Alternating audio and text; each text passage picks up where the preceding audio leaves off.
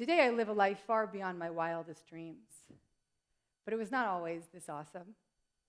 About 6 years ago, I lived a much different life in a much different way. I was emotionally and spiritually bankrupt. I lived the first 25 years of my life really looking for happiness and self-worth and connectedness in all the wrong places. I was looking for this connection and the inspiration in my credentials or in my relationships or in the amount of money or in a pair of shoes or in the fact that I had access to some great nightclub. Who knows? I was just looking for it in all of these outside circumstances. And it was a really tough search. It was an endless search. It was a difficult search, and it was terrifyingly difficult and sad. It got to a point when I was 21, I opened my first business, and I really felt as though I have arrived because now I have a credential that says I am doing something great in the world. But meanwhile, I just felt completely emotionally bankrupt. And so I continued on for about 5 years living in this way of running this business and living this fast-paced New York City lifestyle and having all of the necessary trappings of what it took to be a happy person, a person who had a lot going on. But in the midst of that, I was anesthetizing all of these deep-rooted fears and deep-rooted anxieties and terrible, terrible thoughts. Thoughts of inadequacy, thoughts of I'm not good enough unless I have a romantic partner. Thoughts of I'm not good enough if I don't get that new client or I have that amount of money. I'm not good enough because I had a terrible case of the when I haves. When I have that new client, I'll be happy. When I have that new pair of shoes, I'll be happy. When I have that new relationship, I'll be happy. And when my when I haves became I haves, I was still unhappy. And then by the time I was 25, I was really trying to anesthetize all this discomfort with all of these different kinds of things, such as food and alcohol and romance and sex and money and, worst of all, drugs. By the time I was 25, I picked up a very, very bad cocaine addiction. And I was physically drained, emotionally deteriorating, and spiritually dead. And then on October 2nd, 2005, I went to sleep, and that night, right before I went to bed, I said to myself, God, universe, whoever is out there, I need a miracle. And I woke up that morning, and I heard an inner voice, a very authoritative, loud inner calling that said to me, get your life together, girl, and you will live beyond your wildest dreams. And I've been listening to that voice ever since. This past October 2nd, I celebrated 6 years of sobriety. Since that, thank you.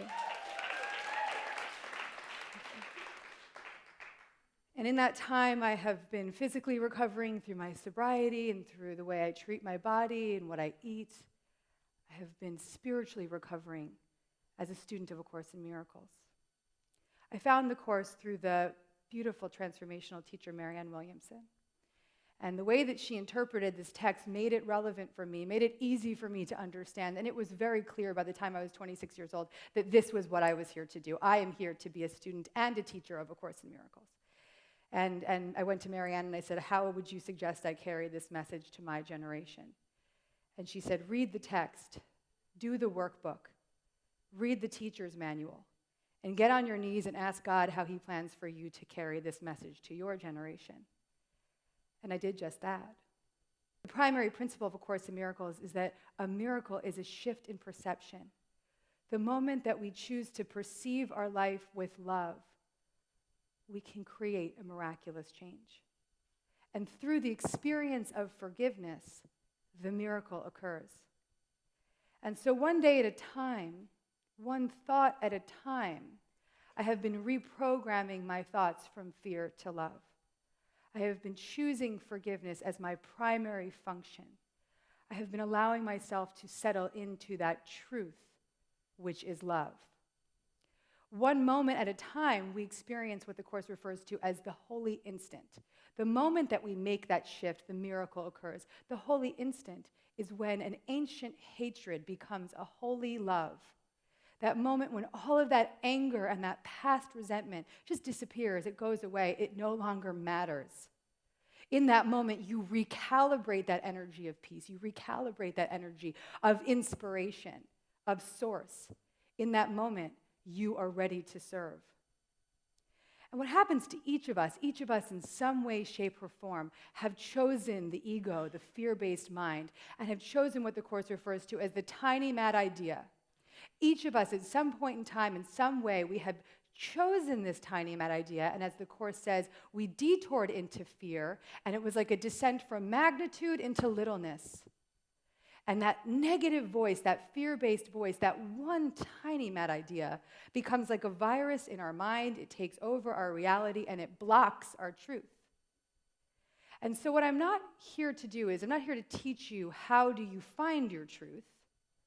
I'm here to teach you how to release the blocks to the presence of that truth. It's the unlearning of the ego's false belief system.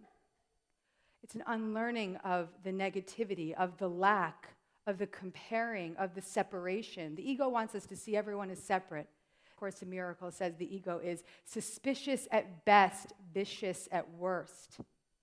And each of us have this horrifying belief system within us.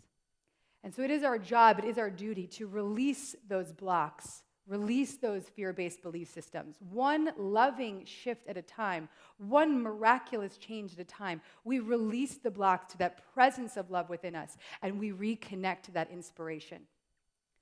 When we reconnect to that divine inspiration within us, then we have more energy. Then we have more vitality. Then we have more health. Then we have more direction. Then we can hear.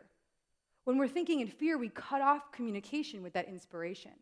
When we open up to think with love and we allow that voice of our inner guidance system to come forward, we reconnect with that inspiration, and that inspiration becomes our guide.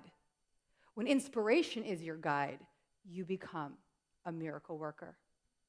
When you live in your truth and you release the blocks to the presence of love within you, you know why you are here. You know what you need to do, and you know where to go because you are listening. And so the first step, once again, is willingness. Have that slight willingness to change. Each second step is a full-blown surrender, and allow that voice of your inner guidance system to come forward and lead you and direct you and guide you and show you where to go and show you what to say and show you who to speak to and open the doors for you and drag the book to the counter and give you everything you need to support your highest truth. And then the third step is practice the F word, forgiveness. Practice the F word like a full-time job, folks. Forgiveness is the key to recalibrating that loving presence. Forgiveness lets you off the hook. Forgiveness takes that gun that you have been planting in your own head and puts it down. Forgiveness is the catalyst for your greatest change. Become willing to forgive. And the final step is to expect miracles. If we don't expect miracles, then why are we here? If we don't live in a way where we have full faith that the universe has our back, that we have full faith that we can be that woman or man that we want to be, or we can have full faith that we can heal our body or heal our mind or change our entire perspective so we can live a life beyond our wildest dreams, if we're not living in that faith, then what are we doing? What are we doing if we are not connecting to that truth and expecting miraculous shifts? So expecting miracles is such a massive part of the gig. A Course in Miracles says that those who are certain of the outcome can afford to wait, and wait without anxiety. Doesn't that feel good? Let it all go. Expect miracles. Wait without anxiety, and know that the universe has your back. So may you all be happy. May you all be healthy. May you all live with ease. And may you all expect miracles so that you can be a miracle worker and be inspired and be of high, high service to the world. Thank you very much.